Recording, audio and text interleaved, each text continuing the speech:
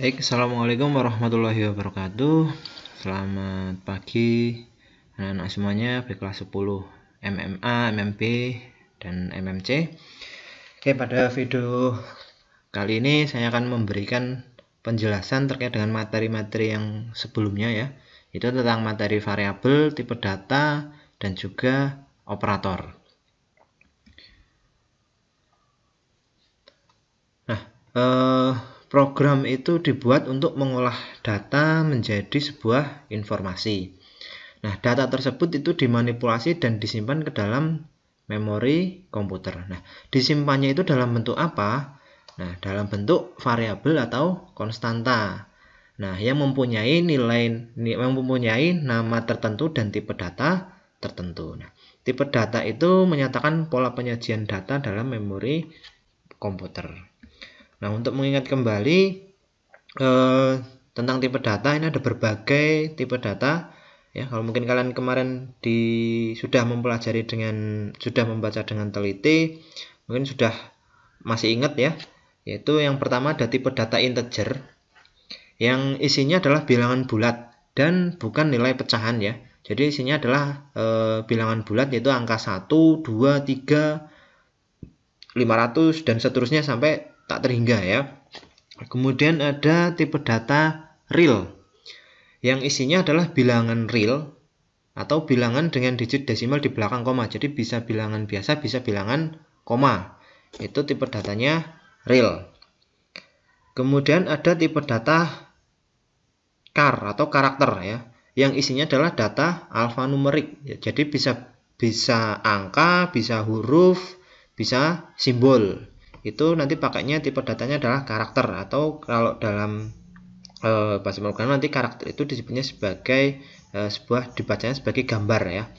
Kemudian ada tipe data string, yaitu merupakan untaian suatu karakter. Jadi tipe data karakter nanti yang digabungkan menjadi satu itu namanya string ya. Contohnya ini adalah PD, singkatan PD itu kan gabungan dari dua karakter, yaitu P dan D. Atau mungkin karakter yang panjang itu pemrograman dasar atau tulisan, itu nanti tipe datanya adalah string. Kemudian ada tipe data boolean, yaitu yang hanya terdiri dari dua nilai, yaitu true dan false, atau benar dan salah, atau nanti kalau dalam bahasa pemrograman dilambangkan dengan angka 1 dan angka 0. Jadi hanya mengenal istilah benar atau salah. Itu nanti tipe datanya boolean. Nah, tipe data ini nanti digunakan sesuai dengan jenis variabelnya atau jenis datanya. Misalkan nanti variabel nama ya pakainya apa? String, misalkan variabel nama. Kalau variabel angka dan sebagainya itu ya pakainya integer atau real, seperti itu. Oke, kemudian kita masuk ke variabel. Nah, variabel itu adalah suatu lokasi memori komputer yang digunakan untuk menampung dan menyimpan data yang akan diolah. Atau secara gampangnya, variabel itu segala sesuatu yang dibutuhkan dalam suatu program atau inputan. Segala sesuatu input maupun output dalam suatu program itu harus didefinisikan terlebih dahulu dalam bentuk variabel. Fungsinya apa? Fungsinya adalah supaya mengenali dari data-data yang nanti akan kita inputkan.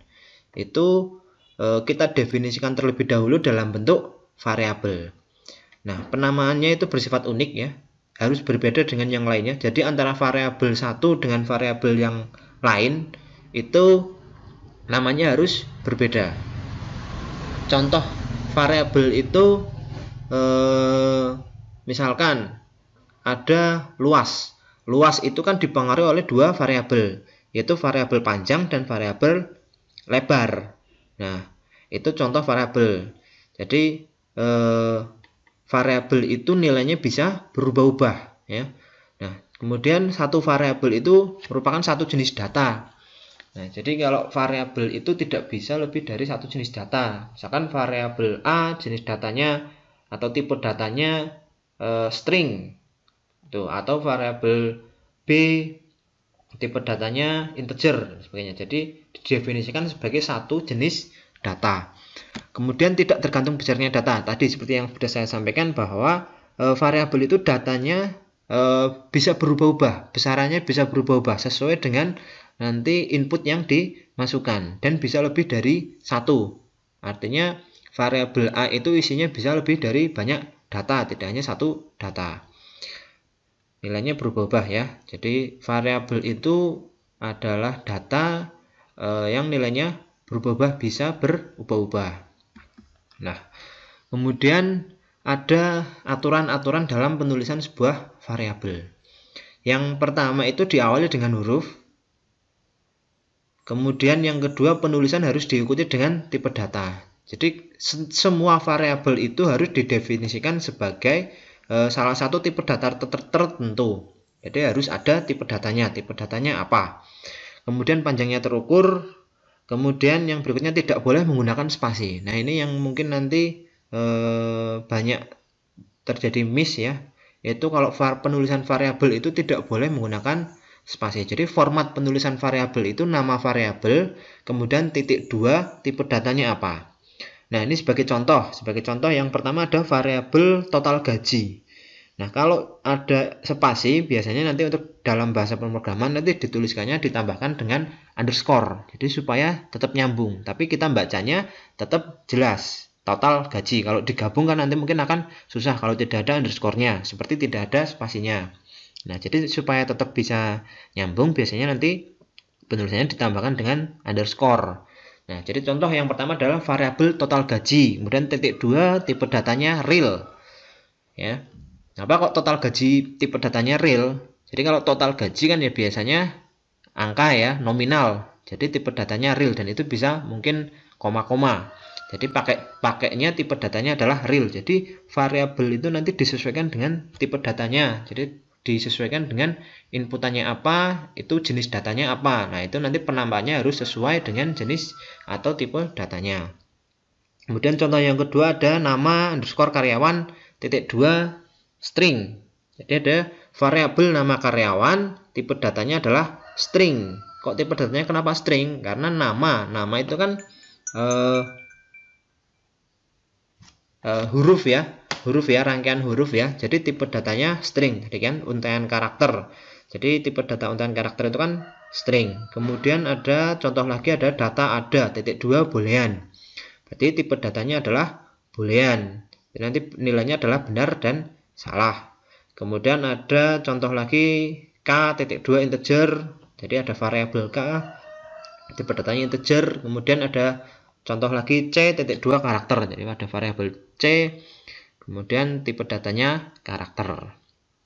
Jadi jelas ya seperti ya terkait dengan variabel. Itu segala sesuatu yang nanti dibutuhkan dalam menjalankan program, atau input baik output itu nanti harus didefinisikan terlebih dahulu dalam bentuk variabel. Kemudian yang berikutnya ada istilah konstanta. Nah, konstanta itu hampir sama dengan variabel. Jadi didefinisikan terlebih dahulu sebelum nanti menjalankan program. Kalau kalian kemarin belajar algoritma, itu variabel dan konstanta itu masuknya di bagian deklarasi ya. Masuk di bagian deklarasi. Jadi kan kemarin ada bagian judul, ada bagian deklarasi, ada bagian deskripsi.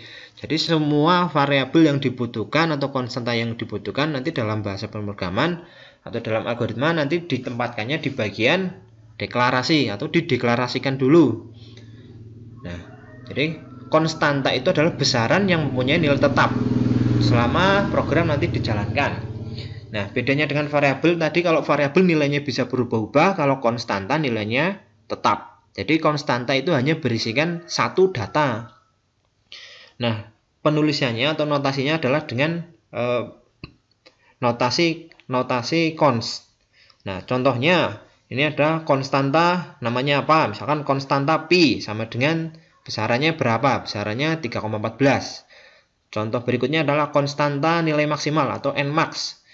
Nah, sama dengan besarannya berapa. Jadi formatnya adalah diawali dengan tulisan const, kemudian namanya apa, kemudian sama dengan besarannya berapa atau isinya apa. Misalkan yang contoh yang lain yang bukan angka, konstanta sandi sama dengan XYZ. Jadi tidak perlu didefinisikan tipe datanya, langsung dimasukkan datanya. Ya, kalau konstanta tidak perlu mendefinisikan tipe datanya, tetapi langsung besarannya berapa atau datanya berapa. Tapi catatan konstanta adalah nilainya tetap atau hanya berisikan satu data.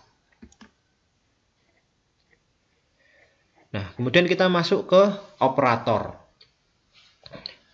Operator adalah simbol yang dilibatkan dalam program untuk melakukan suatu operasi tertentu. Ya, jadi operator itu merupakan simbol, ya, simbol dalam program untuk melakukan operasi-operasi tertentu. Nanti ada beberapa operasi-operasi operator, nanti akan saya jelaskan lebih lanjut, tetapi sebelum itu nanti dalam operator itu adalah ada istilah operator dan operan. Kalau operator itu simbolnya, kalau operan itu adalah nilai yang diberikan, atau mungkin bisa berupa variabel, konstanta, nilai balik atau nilai balik dari fungsi dan sebagainya. Atau istilahnya kalau operator itu simbolnya, operan itu datanya yang akan diolah. Nah, ini sebagai contoh ada pengolahan A plus B. Nah, A di sini disebut sebagai operan, B juga disebut sebagai operan, dan plus itu adalah operatornya. Jadi A itu operan 1, misalkan operan 1, B operan 2, dan plus itu adalah operatornya. Nah, terkait dengan jenis-jenis operator yang ada akan kita pelajari lebih lanjut ya. Jadi yang pertama ada yang namanya operator aritmatika atau operator matematis. Nah, ini digunakan untuk operasi aritmatika atau operasi matematis. Nah, operannya atau datanya itu bisa berupa data numerik, integer atau real. Jadi jelas ya, kalau untuk operator aritmatika itu datanya harus berupa angka atau harus berupa numerik ya. Kalau tadi berupa numerik itu kan contohnya adalah tipe datanya integer dan real. Itu yang bisa diolah menggunakan operator atau operasi aritmetik. Nah, ini contoh-contohnya. Ada operasi penjumlahan, simbol operatornya adalah plus. Kemudian ada operasi pengurahan, simbol operatornya adalah min ya. Contohnya di ekspresinya atau contohnya adalah x plus y, x min y, dan seterusnya. Kemudian ada operasi perkalian. Simbolnya atau penulisannya nanti dalam bahasa pemrograman itu bintang. Jadi misalkan nanti ada operasi A kali B, maka simbolnya penulisannya adalah A bintang B atau X bintang Y. Kemudian ada operasi pembagian. Operasi pembagian yaitu simbol operatornya garis miring yang ke kanan. Kemudian ada pembagian dengan bilangan bulat. Itu atau pencacah ya, bilangan bulat atau pencacah. Jadi khusus untuk bilangan integer itu lambang operatornya adalah garis miring yang ke kiri. Kemudian ada operasi modulus atau sisa hasil bagi. Maksudnya apa? Maksudnya adalah operasi modulus itu merupakan operasi pembagian tetapi yang dihitung sisa hasil baginya. Lambang operatornya adalah tanda persen ya. Contohnya seperti ini. Contohnya 5 dibagi 2 atau 5 modulus 2. Maka hasilnya adalah 1. Karena 5 dibagi 2 kan yang bisa dibagi 2 kan 4. Nah, sisanya ada 1. Nah, itu namanya modulus. Kalau misalkan 4 modulus 2, ada sisa enggak? Enggak kan? Kalau 4 dibagi 2 kan habis, sama dengan 2. Bisa dibagi semuanya. Jadi tidak ada sisanya, artinya sisanya modulusnya 0. Nah, ini untuk nanti operasi-operasi modulus juga akan banyak digunakan. Contohnya seperti itu ya. Jadi misalkan 7 modulus 2, berarti 7 dibagi 2, yang bisa dibagi 2 kan 6. Jadi masih ada sisa 1 yang tidak bisa dibagi 2. Artinya kalau modulus itu hasilnya itu bilangan bulat ya, tidak bisa pecahan. Kalau 7 dibagi 2 secara matematis itu bisa 3,5. Tapi kalau nanti di bahasa pemrograman dengan menggunakan operasi modulus itu dihitungnya adalah sisa hasil baginya. Jadi yang tidak bisa dihitung secara habis. Jadi hanya bilangan yang bisa habis dibagi sisa tidak ada sisa seperti itu. Kemudian ada operasi pemangkatan, itu lambangnya tanda V terbalik ke bawah ya, di atas ya. Kemudian ada tanda bilangan negatif, itu simbolnya operatornya adalah min seperti itu. Jadi untuk operator aritmatika itu seperti kita melakukan operasi-operasi matematis ya, hampir sama, cuma nanti ada beberapa perbedaan seperti modulus dan sebagainya. Nah, ini akan banyak digunakan nanti dalam bahasa pemrograman operasi-operasi ini. Maka untuk itu silakan dipelajari, dipahami, diingat-ingat kalau penjumlahan simbolnya apa. Jadi nanti penulisannya di bahasa pemrograman sesuai dengan simbolnya atau sesuai dengan simbol operatornya apa. Kemudian yang berikutnya ada operator relasi. Nah, digunakan untuk membandingkan dua operan atau dua variabel dan hasilnya adalah boolean atau true dan false. Jadi hasilnya itu benar atau salah. Mungkin di matematis juga kalian di matematika ya, ada yang namanya relasi. Nah, ini contoh-contohnya ada hubungannya sama dengan, maka simbol operatornya adalah tanda sama dengan 2 kali. Atau mungkin nanti dalam beberapa jenis pemrograman tergantung nanti yang digunakan apa, ada yang menggunakan 1 sama dengan, ada yang menggunakan 2 tanda sama dengan yang berjajar ya. Contohnya X sama dengan Y. Kemudian tidak sama dengan, itu simbol operatornya adalah tanda seru dan sama dengan. Misalkan contohnya adalah X tidak sama dengan Y. Kemudian lebih kecil dari, lebih besar dari, itu seperti di matematis biasa. Kemudian lebih kecil dari atau sama dengan, lebih besar dari atau sama dengan. Nah, ini juga sama seperti di matematis ya. Ini juga nanti akan banyak digunakan dalam bahasa pemrograman. Kemudian yang berikutnya ada operator logika. Mungkin nanti kalau kalian sudah belajar di sistem komputer ya, kalau sudah masuk sampai dengan gerbang logika, itu akan hampir sama. Nah, jadi operator logika itu digunakan untuk menghubungkan dua buah nilai yang melibatkan satu buah operator logika. Jadi ada dua buah variabel yang dibandingkan dengan sebuah operator logika. Nah, operator logika itu nanti hasilnya hanya true dan false, atau dalam pemrograman nanti dilambangkan 1 dan 0. Nah, basicnya untuk operator logika itu ada 3, yaitu ada operasi AND, ada operasi OR, ada operasi NOT. Jadi AND, OR, NOT itu basicnya ada 3 itu, tetapi nanti untuk pengembangannya masih banyak lagi. Ada NAND, ada XOR, dan sebagainya ya. Itu tinggal nanti kita pelajari lebih lanjut terkait dengan pengembangan-pengembangan dari operasi-operasi tersebut. Nah, tapi basicnya ada 3 ini yang perlu kalian kuasai dulu. 3 ini, yang pertama ada operasi AND atau dan. Lambang operatornya itu simbol dan ya, 2 kali. Contohnya X dan Y. Jadi kalau nanti ada tabel kebenarannya, istilahnya nanti kalau dalam gerbang atau operator logika itu ada istilah tabel kebenaran. Kalau AND itu tabel kebenarannya seperti apa, OR seperti apa, NOT seperti apa, itu nanti bisa kalian cari referensinya di internet, banyak sekali. Saya contohkan saja, kalau AND itu akan bernilai benar jika dua-duanya itu bernilai benar atau bernilai 1. Jadi misalkan di sini X dan Y itu hasilnya akan 1 jika X bernilai 1 dan Y bernilai 1, atau X bernilai benar dan Y bernilai benar, maka hasilnya akan benar. Tapi jika salah satu ada yang tidak benar atau salah satu bernilai 0, maka hasilnya akan 0. Jadi syaratnya kalau operasi AND itu dua-duanya harus bernilai benar, maka hasilnya akan benar. Kalau AND ya, jadi 1 N1 sama dengan 1, 1 N0 sama dengan 0, 0 N1 sama dengan 0, 0 N0 sama dengan 0, seperti itu. Jadi hanya bisa bernilai benar ketika semua variabelnya bernilai benar.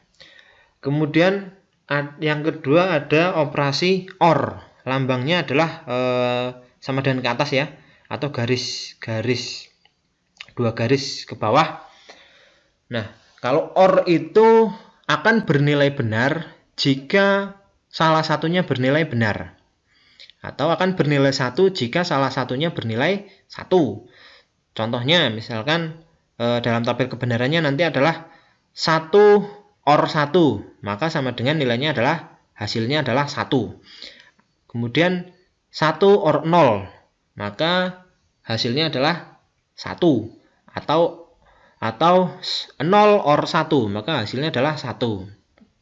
Nah, akan bernilai salah jika dua-duanya adalah salah atau dua-duanya bernilai 0, maka hasilnya baru akan 0. Jadi seperti kebalikannya N, ya. Kemudian ada operasi NOT. NOT itu kebalikannya, ya. Jadi kalau lambangnya atau lambang operatornya itu tanda seru. Jadi kalau inputannya itu true, maka kalau dia menggunakan operasi NOT maka hasilnya menjadi false, atau inputannya 1, maka kalau dioperasikan NOT maka menjadi 0. Begitu juga sebaliknya, kalau 0 dinotkan maka menjadi hasilnya akan menjadi 1, atau kebalikannya. Nah, ini juga di matematis juga mungkin ada beberapa operator. Sebenarnya nanti ada beberapa operator-operator yang lain, itu bisa dipelajari nanti lebih lanjut ketika kita sudah menguasai ini, ya. Jadi 3 tadi, operator aritmetika, operator relasi, dan operator logika, silakan dikuasai dengan baik karena nanti akan banyak sekali digunakan dalam bahasa pemrograman. Nah, sampai di sini dulu penjelasannya. Setelah ini silakan dikerjakan kuisnya di e-learning, ya.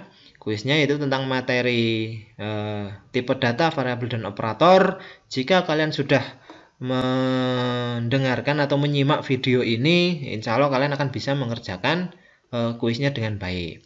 Nah, sebagai perhatian, kuis ini akan saya jadikan sebagai pengganti nilai ulangan harian. Dan sebagai catatan, ketika kalian mengerjakan kuisnya, ya, di e-learning, pastikan sudah sampai ke tahap finish. Jadi kalau hanya submit itu belum terkirim, jadi pastikan sampai ke tahap finish. Jadi ketika setelah submit nanti ada pilihan lagi untuk finish. Nah, itu silakan diklik finish sampai dengan muncul nilai kalian berapa. Nah, jadi pokoknya catatannya ketika setelah selesai mengerjakan kuisnya, silakan diklik finish sampai dengan muncul nilainya kalian berapa. Kalau belum muncul nilainya, berarti nanti belum terrecord di sistem. Jadi sistem terbacanya sudah mengerjakan, tetapi hasilnya belum dikirimkan. Jadi saya belum bisa mengecek hasil pekerjaan kalian. Jadi pastikan sampai dengan tahap finish dan muncul nilai kalian.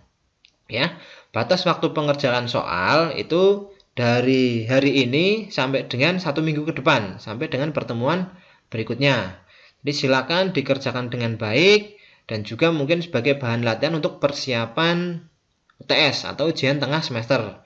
Jadi ujian tengah semester akan dilaksanakan mulai tanggal 6, ya, mulai tanggal 6 September. Jadi masih ada waktu 2 minggu ke depan untuk mempersiapkan UTS. Nah, jadikan kuis ini juga sebagai latihan nanti untuk UTS.